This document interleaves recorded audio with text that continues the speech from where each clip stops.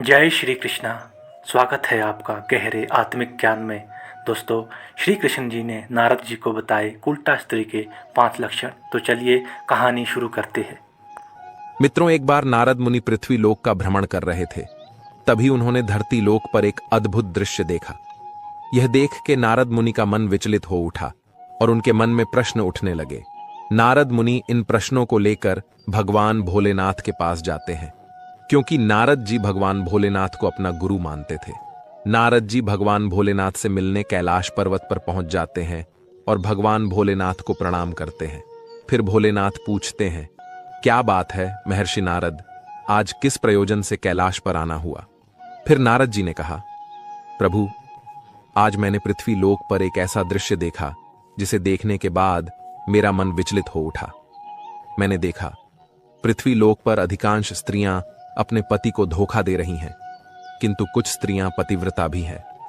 प्रभु, आप मुझे यह बताने की कृपा करें कि कौन सी औरत कुलटा और चरित्रहीन होती है और अपने पति को धोखा देती है। मित्रों, भगवान भोलेनाथ कहते हैं, हे महर्षि नारद, आपके इन सभी प्रश्नों का समाधान अवश्य करेंगे, किंतु आपको यह कहानी सुनना होगा। मित्रों, फिर नारद जी वचन देते हैं कि प्रभु, मैं इस कहानी को ध्यानपूर्वक सुनूंगा और इसका प्रचार प्रसार भी करूंगा। भगवान भोलेनाथ कहते हैं, हे महर्षि नारद, एक बार की बात है। एक महात्मा 4 धामों की यात्रा के लिए जा रहे थे। महात्मा सारा दिन चलते चलते बहुत थक चुके थे और शाम भी होने लगी। महात्मा ने सोचा, शाम होने से पहले आसपास किसी आश्रम को खोज लेंगे और उसी में रुक जाएंगे। फिर महात्मा ने आश्रम खोजना शुरू कर दिया, किंतु महात्मा को आसपास कहीं आश्रम नहीं मिला। तभी महात्मा को रास्ते में एक पनिहारी मिला। वह अपनी पत्नी के साथ कहीं जा रहा था। महात्मा साधु ने उस पनिहार से कहा, बेटा, मैं एक महात्मा हूं और मैं तीर्थ यात्रा पर जा रहा हूं, किंतु रात्रि हो जाने के कारण मैं अब आगे नहीं जा सकता और मेरा स्वास्थ्य भी ठीक नहीं है। यदि आप मुझे अपने घर में 2-3 दिन के ठहरने के लिए स्थान दे देंगे तो आपकी अति कृपा होगी। साधु महात्मा के इस प्रकार निवेदन करने पर पनिहार ने सोचा, चलो कोई बात नहीं, शाम के समय आप मेरे द्वार पर आए हो, आप मेरे अतिथि हो और अतिथि देव के समान होता है। आपकी सेवा करना मेरे लिए सौभाग्य की बात होगी। फिर पनिहार ने अपनी पत्नी से कहा, प्रिय, तुम महात्मा को वापस अपने साथ घर लेकर जाओ और इनके रहने की उचित व्यवस्था कर देना। आज की रात ये सन्यासी हमारे अतिथि हैं, तब तक मैं शहर से जरूरी सामान लेकर वापस आता हूं। इतना कहने के बाद पनिहार शहर चला गया और इधर पनिहार की पत्नी साधु महात्मा को लेकर घर लौट आई और मन ही मन प्रसन्न हो रही थी। पनिहारिन ने सोचा, इस साधु को जल्दी से खाना बना खिलाकर और इसके सोने की व्यवस्था करके अपने प्रेमी से मिलने चली जाऊंगी। किसी ने सच ही कहा है, जिस दिन आकाश में घने बादल छाए हों, काली रात हो और थोड़ी थोड़ी वर्षा हो रही हो और मार्ग में किसी भी प्राणी का आवागमन ना हो और पति पास में ना हो, तो उस दिन कुलटा स्त्रियों को अपने प्रेमी से मिलने के लिए बेचैनी सताने लगती है। मित्रों, आगे भगवान भोलेनाथ महर्षि नारद से कहते हैं, हे महर्षि नारद, जो औरत कुलटा होती है उसे अपने पति में अनुराग नहीं होता। इसके विपरीत वह पराये पुरुषों के प्रति आकर्षित होती है। कुलटा औरत पराये पुरुषों के लिए श्रृंगार करने में बहुत रुचि रखती है और अपने पति का प्रिय वचन भी उसे कड़वा लगता है। ऐसी स्त्रियां जिनका मन दूसरे पुरुषों में लगा रहता है, एक दिन वे अपने कुल के विनाश का कारण बनती हैं और ऐसी चरित्रहीन स्त्री लोक निंदा भी सह सकती है। ऐसी औरतों को अपने स्वार्थ से मतलब रहता है। मित्रों, वह पनिहार इन साधु महात्मा को घर लेकर आ जाती है और भोजन कराने के बाद वह साधु के लिए बिस्तर लगा देती है और फिर उस साधु महात्मा से कहती है, महात्मा जी, मैं थोड़ी देर के लिए अपनी बुआ के घर जा रही हूं। बुआ से मिलकर मैं अभी आ रही हूं, तब तक आप घर में आराम से विश्राम करें। इतना बोलकर वह श्रृंगार करने लगी और खूब सज सवर कर अपने प्रेमी से मिलने चल देती है और सुबह होने से पहले घर आ जाती थी। पनिहारिन के व्यवहार को देखकर सन्यासी महात्मा ने सोचा, दाल में जरूर कुछ काला है। अगले दिन जब पनिहारिन अपने प्रेमी से मिलने जाने लगी तो साधु महाराज उस पनिहारिन का क्रियाकलाप देखता रहा। जैसे ही पनिहारिन साधु महात्मा के पास आई, वह सन्यासी संपट साध कर चुपचाप लेटा रहा। साधु ने पनिहारिन को बन संवर कर जाते हुए देख लिया, मगर वह चुपचाप पड़ा रहा। उसने देखा कि उस दिन की भांति भोर होने से पहले ही पनिहारिन वापस आ गई थी। साधु महात्मा को अब सारा माजरा समझ में आ गया था। अगले दिन जब पनिहार शहर से वापस लौटकर आता है तो साधु ने पनिहार से कहा, बेटा, तुम अपनी पत्नी से सावधान रहना, और यह भी कहा कि उसकी पत्नी रात को सज संवर कर किसी पराये पुरुष से मिलने जाती है। इस पर पनिहार को अपनी पत्नी पर बहुत गुस्सा आया और उसने डंडे से अपनी पत्नी को मारा, पीटा और उसके बाद एक खंभे से बांध दिया और चुपचाप जाकर लेट गया। मित्रों, पनिहार के घर के बगल में परमेश्वर नाम का नाई रहता था। उसकी पत्नी का नाम निर्मला था। पनिहारिन की तरह निर्मला भी एक चरित्रहीन स्त्री थी। उसका भी एक प्रेमी था। दोनों का चरित्र एक ही जैसा था और दोनों एक ही नाव पर सवार थीं। इसलिए दोनों घनिष्ठ सहेली बन गई थीं और दोनों स्त्रियां एक दूसरे के प्रेमियों से भली भांति परिचित थीं। मित्रों, आगे भगवान भोलेनाथ महर्षि नारद से कहते हैं, हे महर्षि, उस रात जब काफी देर तक पनिहारिन अपने प्रेमी के पास नहीं गई तो उसके प्रेमी को चिंता होने लगी। वह परमेश्वर नाई की पत्नी निर्मला के पास आता है और अपनी प्रेमिका को बुला लाने के लिए निर्मला से कहने लगा। फिर उसकी बात मानकर निर्मला अपनी पनिहारिन सहेली के घर उसके प्रेमी का संदेश लेकर जाती है और उसे सारी कहानी बता देती है। किंतु पनिहारिन को उसके पति ने खंभे से बांध रखा था। मित्रों, उस पनिहारिन ने अपनी सहेली निर्मला को खंभे से बंधे होने की मजबूरी बता दी। इस पर निर्मला ने कहा, तू एक काम कर, मैं तेरे बंधन खोल देती हूं और तुझे मुक्त कर देती हूं। तू अपने प्रेमी से मिलकर जल्दी से आ जाना, तब तक तेरे स्थान पर इस खंभे से मैं यहां बंधी रहूंगी। निर्मला के इस प्रस्ताव पर पनिहारिन खुशी के मारे फूले नहीं समा रही थी और उसने जल्दी से अपने स्थान पर निर्मला को खंभे से बांधकर अपने प्रेमी से मिलने चली गई। साधु महाराज यह सब कारनामा देख सुन रहे थे, मगर वे चुपचाप बिस्तर पर सांस रोककर पड़े रहे। रात में जब उस पनिहार की नींद खुली तो उसका गुस्सा शांत हो चुका था।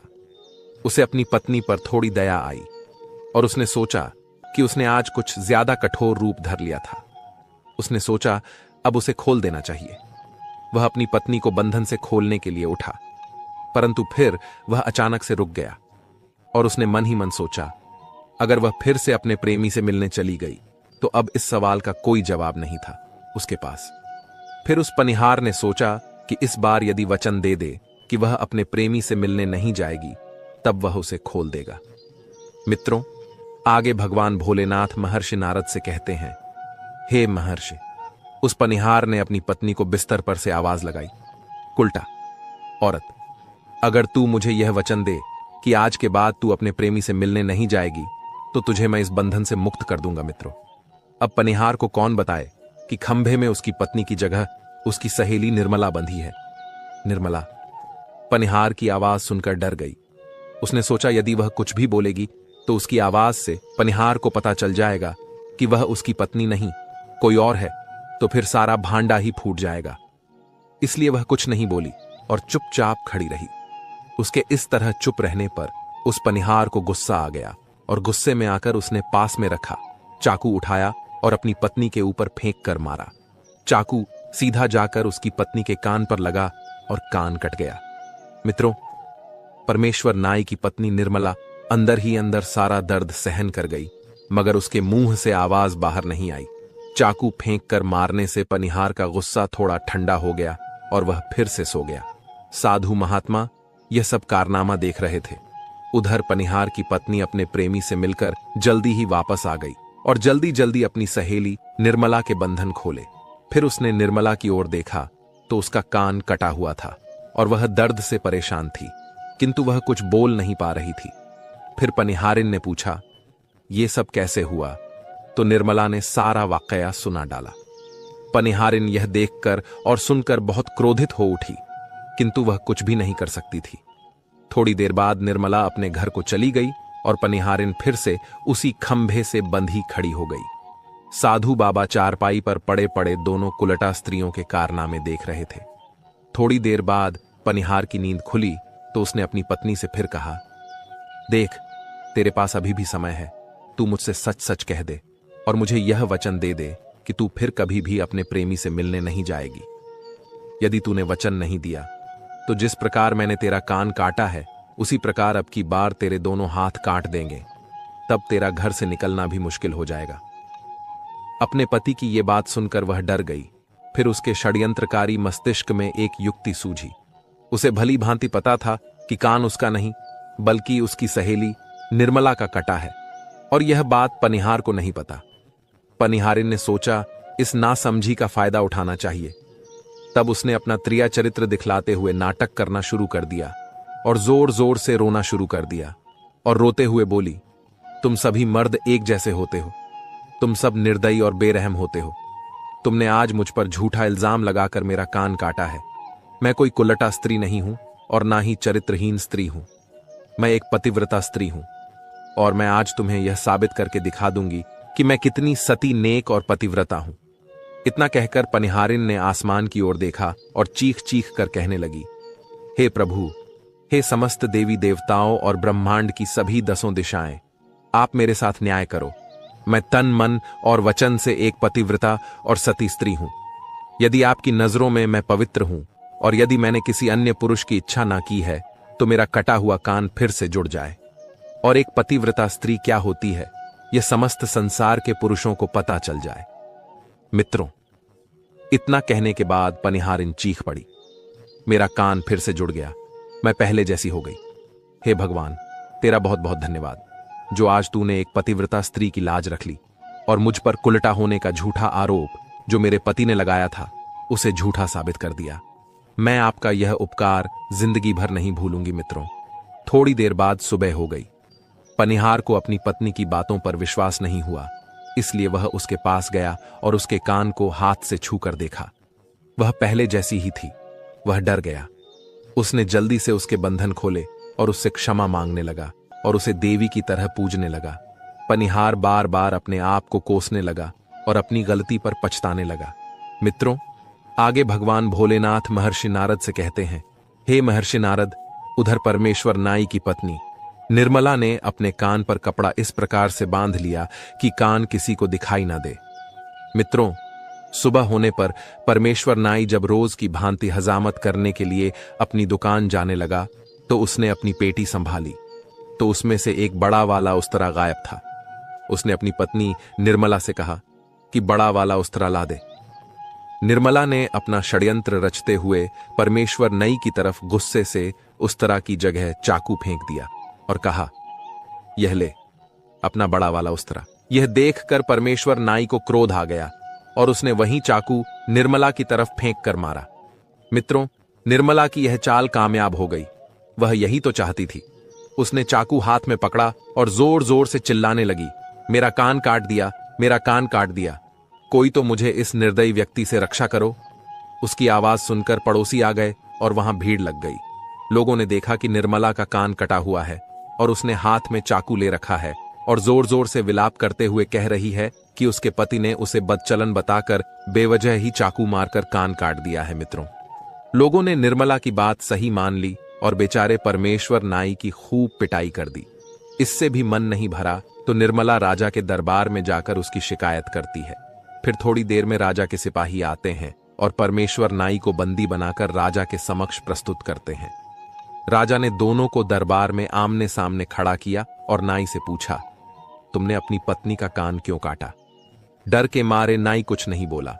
फिर निर्मला ने राजा के सामने स्वयं को सती सावित्री पतिव्रता बताते हुए अपने पति पर आरोप लगाया कि उसने उसे बदचलन और चरित्रहीन कहकर उसका कान काटा है। मित्रों, फिर राजा ने कहा, एक पत्नी अपने पति पर मिथ्या आरोप क्यों लगाएगी? जरूर इस औरत की बात में सच्चाई है। मित्रों, राजा ने दरबार में परमेश्वर नाई को दोषी मानते हुए उसे मृत्यु दंड सुना दिया। इस मृत्यु दंड की चर्चा पूरे राज्य में फैल गई।